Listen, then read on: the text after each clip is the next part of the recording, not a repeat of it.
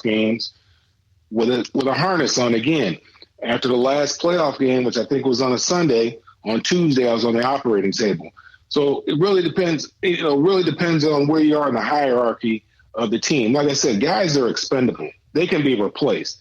Now, we're talking about this in reference to like Patrick Mahomes and what he's doing right now. He's not in jeopardy of losing his job because of injury. This guy here, they're not paying him a whole lot of money. Players are expendable.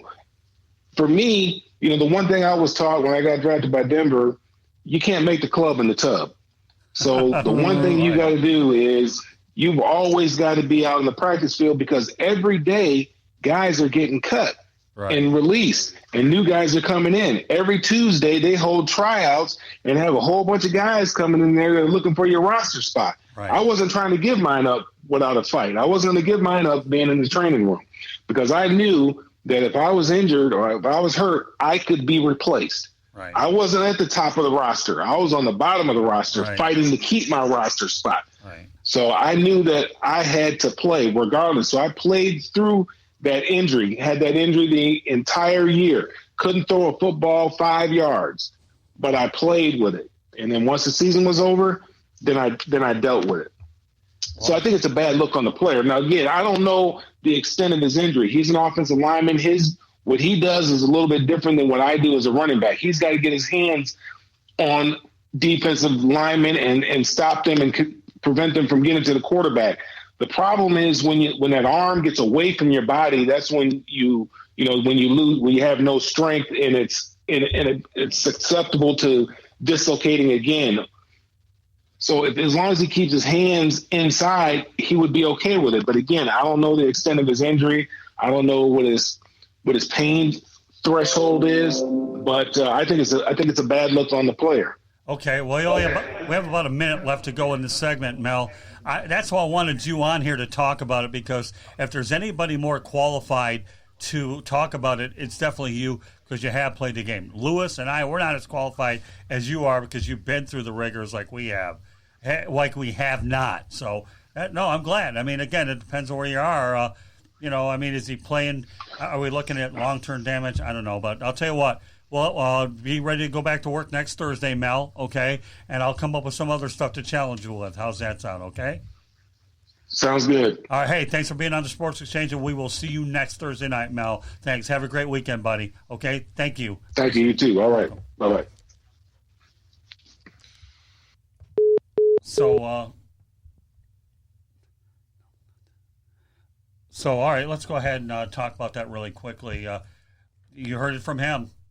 Who are we to say about a guy getting third opinions when you're dealing with a guy like him who's been there, done that? About, medical issues? Yeah, I agree. I mean, I think the Jets are handling it poorly. Anthony made it a very good point earlier, which I still agree with, is that you're going to find a guy because he's trying to be healthy to help you guys win games. Right. And especially for a member of the offensive line, a part of your team critical for the development of Sam Darnold. You're going to find him because he's trying to get healthy? Right. Come on. If I'm a free agent, I don't want to sign there. I mean, that's a public. You just said it right there. That's a public persona. But again, who am I to criticize a guy because of health? All I know is I'm not the most durable guy on the planet either. Mm-hmm. So I can see both sides of the argument. I really can see both sides of the argument. So I don't know. But Mel's been there, done that. We haven't. What can I tell you? Yeah, I mean, I'm still stuck on the Tom Brady thing, man. I would be horrified. I started thinking that after Week 7. After that win, I was like, I don't want to see this guy in another uniform. I like those narratives. And I'm not even a Patriots fan, but I can admire greatness when I see it, and especially for a franchise that's continued to do it now for nearly 2 decades, more than 2 decades. I don't want to see him play in another uniform, and I'm sure 100% of those fans in New England say that. Right. In my opinion, there's no chance that he winds up somebody else or playing somewhere else. I just don't. It doesn't make any sense. I mean, you can throw out all the suggestions of teams that he could go to, and theoretically they may work given, the struggles of the quarterback there. But again, that's all I can really say about that now. All right, well, we'll go from one ball to another, and that's from football over to basketball. And a guy who's qualified to talk about it back in Motown is a guy by the name of Damon Knight. Damon, welcome back to the Sports Exchange. Glad to have you with us. Thank you, Scoop. I appreciate it. Thank you for having me. You're welcome. So, all right, what's on your mind? Yeah, talking about some basketball last night. What's going on? Oh yeah. If anybody didn't know, the Pistons played in their first regular season game on Wednesday against the Indiana Pacers. They won. They won 119 to 110. It was a spectacular game. That game was led by Andre Drummond, who had 23 rebounds, 2 assists, and 32 points. Oh, and meanwhile, Luke Kennard came off the bench and scored 30 points, had 2 assists, and 3 rebounds. And the guy that we just picked up this offseason, a guy by the name of Derrick Rose, if you haven't heard of him, had 18 points, 2 assists, and 9 assists, and 2 rebounds. So that production was crazy insane. Yeah, I know the one thing that the Pistons are proud of is that long losing streak in the playoffs. How much does that wear on that area at some point? Here's a proud franchise that's won 3 championships, but their last few – but they have a record that nobody wants. What's the reaction there about that, what they expect this year? Not happy. They want to change the culture. They want to become prominent again. You know, like you just said, we haven't won a championship in like 15 years. That's way too long. I remember that championship as a kid.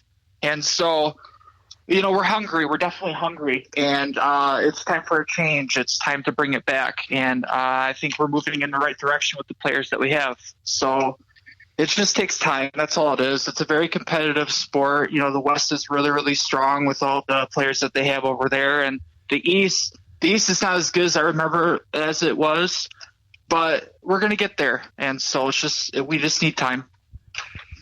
I had a question I wanted to ask you, Damon, given you and Scott's connection. What's going on, man?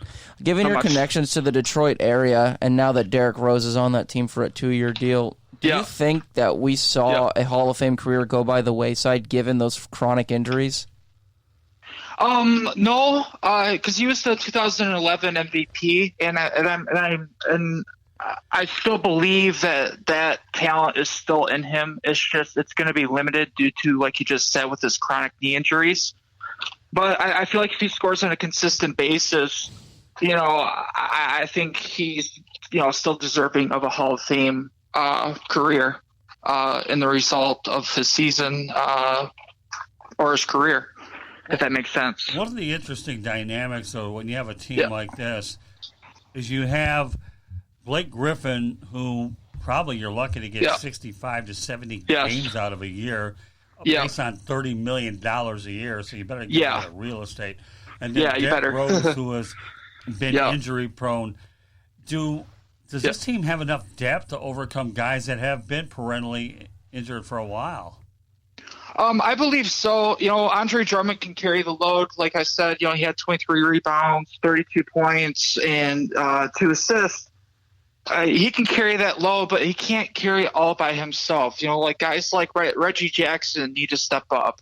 You know, Christian Wood, that young guy they signed over Joe Johnson, he looked pretty good. Bruce Brown, guys like that.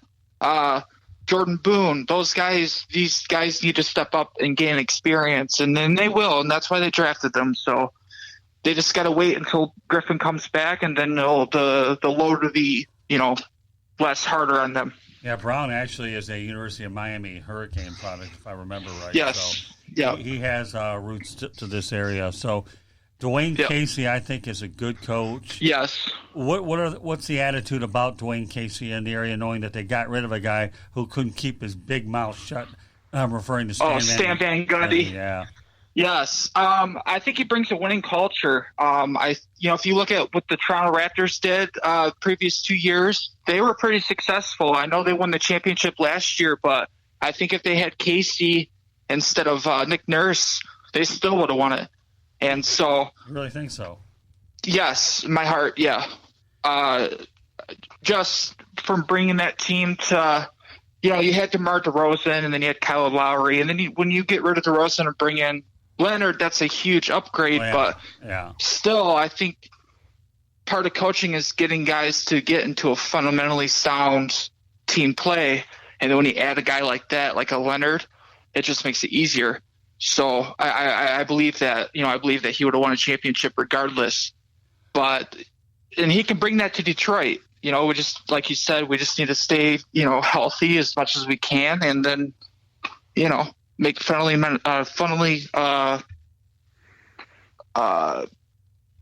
fundamentally sound, quality play on the court. I'm sorry. So that's okay. The one guy that I actually like there on that team is a guy by the name of Luke Kennard. I mean, you're talking about a guy that can shoot the basketball for sure. Oh, yeah. Yeah, he came out of Duke, so he knows what shooting's all about. Well, I mean, I'd like to think that Mike Krzyzewski, they've had a few good players there. J.J. Redick. Grant Hill. He didn't think Detroit was good enough, and they ended up winning a championship without him. But I'm not going to pick on Grant. He's a nice guy. He just knee injuries. Well, he ended up getting hurt when he was in Orlando. So tell me some of the other things going on in the Detroit area now that we talked about the Pistons. Lions obviously have a big win. Yes. They have a big weekend. They need to beat the Giants for the season to be salvageable after a tough loss over the weekend. Yeah. So what are your thoughts about the Lions over the weekend? Not so good. I'm very worried about the defensive line being able to stop the run, because they have Saquon Barkley. I don't know how healthy he is, but still he's very scary to play against. And then you have the Quandre Diggs trade. That's questionary. That's like saying I'm going to throw in the red flag or the white flag, so have you. And that's to me that's just giving up. So, it's iffy. It's very, very blurry. It seems like they're known in the last couple of years to make these deflating trades before the trade deadline. Yeah. This year is no different. Yes. I was listening to 97 Won the Ticket, and some fans think that, Darius Slay's next. That's kind of something to look at as far as bringing in value. We only got a 5th or 6th rounder, I believe, from Diggs. I just hope that we get something that is promising and that can propel us into moving into the right direction. And so, we'll see. We'll see what happens. Any other final thoughts while you have another minute or two about the Pistons situation? They're playing the Atlanta Hawks. I don't have a score with them right now. Yes. Maybe Lewis can find. Lost. Oh, did they? Yeah, they lost 117 to 100. Speaking of, really? Yeah, by 16 points, I believe, Lewis. Atlanta. I think. Yeah. The Kyle Korverless Hawks. Yes. Yeah. But they have Trae Young, so that guy's pretty cool. Yes. I wanted to mention the Astros being down 2-0 to the Nationals and how Justin Verlander hasn't had a win in all the World Series starts he's ever had. That's crazy. Yeah, we brought that up, but that's okay. You being a Detroiter, certainly bring it up. So, Damon, I was actually going through my daily stat head that I get in my emails because, as you and Scott may already know, I live and breathe and die with stats. And Verlander's ERA through 6 World Series outings is the second worst all time. You have to go back to Carl Erskine. I don't know if you remember those Dodger teams from the 40s and the 50s, but who had a higher postseason ERA, a World Series ERA minimum of 6 starts. Erskine did it in 7.59 plus ERA. Maybe in black and white highlights. Yeah, right. Yeah. I was, you know what, Damon? Lewis has been aching to get that stat out here on the show, but he certainly picked a good time knowing that we brought the Verlander thing. Any other thing you want to say before we wrap this up? No, that's it, Scoop. I appreciate you bringing me on. All right, no problem. I'll look for just so you know, folks. Damon Knight is a contributor for the South Florida Tribune. So feel free to read his work on our publication. Lewis obviously is a sports editor of the Pub, but Damon does good work. So, all right, prepare for Tuesday. We should be pretty good. Okay, buddy? Oh, yes, for very sure, yes. Thank you, Lewis. Thank you, Scoop. I appreciate you guys. Thanks for having me. No problem, Damon. Thanks for being on the program. Thank you. Have a good night. You too. Bye. Bye. All right, our next guest is Tom Shanahan. What we do is we give Tom the ability to talk about ACC football on Tuesday, and then he gets to talk about basketball on Thursday. And one thing about Tom is, when you talk about one of the premier basketball conferences in the country, the ACC is certainly one of them. And I'm definitely looking forward to Tom going ahead and revealing his new top 25 in basketball. But now you have a minute or two to ramble off any stats. Are there any stats that I'm going to let you get in? No. I mean, I have the Vikings-Redskins game on right now. I was thinking about this. Kirk Cousins has looked great the last 2 weeks. Have we finally started to see the quarterback that they paid for when they gave him that $84 million contract at the outset of, prior to last season? What's the score? It's 13-6 Minnesota. I mean, and Dwayne Haskins is in the game. I guess Case Keenum didn't pass the test today. Also, in other words, the Washington Redskins are making it competitive at least. Yeah, I mean, third quarter, you got about 10 minutes to go. I give credit to Joe Buck calling the World Series last night. He's doing Thursday Night Football tonight on Fox with Troy Aikman. So is he really? Yeah. Wow. I mean,